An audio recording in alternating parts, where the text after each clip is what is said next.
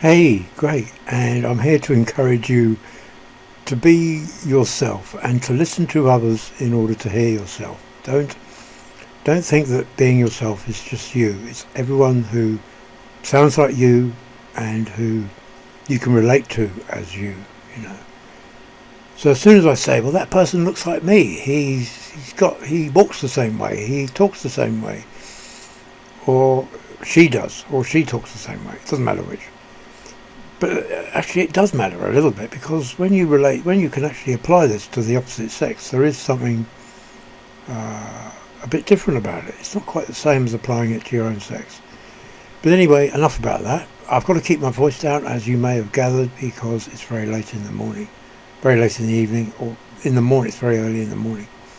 Um, so what can I say about the voice? It's again talking about the voice. I've mentioned the voice many times. But what happens is when we actually hear a singing voice, I'll start with the singing voice. When we actually hear any voice, we can say, well, that is mine, that is me, because it's got the same vocal cords. You know, vocal cords have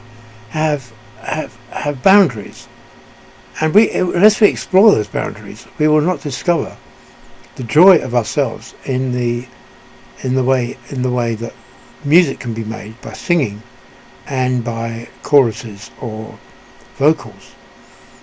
So when we and it applies when you can actually master that, you can actually master hearing people talk, hearing people speak, as well as people sing. So all you got to do is just realise that it's vocal cords, and no, not even that. Just realise that you would make that sound if you were that person. You know, you would actually do that. You would actually be the person inside of the person speaking.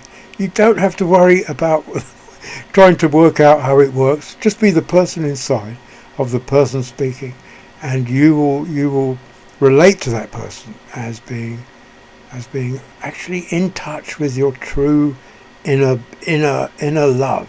And I can't describe it better than that. It is the sound of togetherness. It's the sound of togetherness when we realise we are together. You know, when we can approach people and say, well, you know, I can always like what you say, no matter what you say. I can always like it.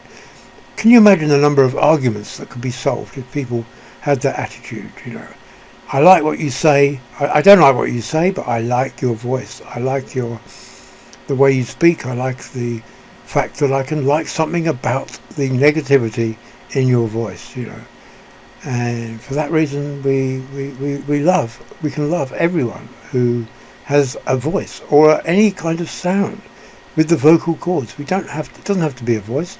If they can't speak, any sound will do. Any sound. You don't have to be fussy about it. You don't have to say, well, he's got to say words, or she has. You don't have to say that. So and then you don't have to talk about anything. You can say, well, you know, I don't have to look for meaning, because meaning is searching for something which is already there, and we don't need it. We don't need it. It is already being served to us as love. It's already being served as love.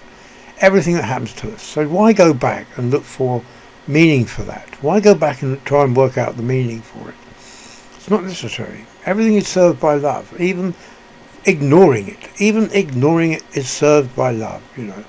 So when we ignore everything that distracts us from where we are and what we're doing, and how we are actually greater than what we were, because simply we ignore everything that's unnecessary.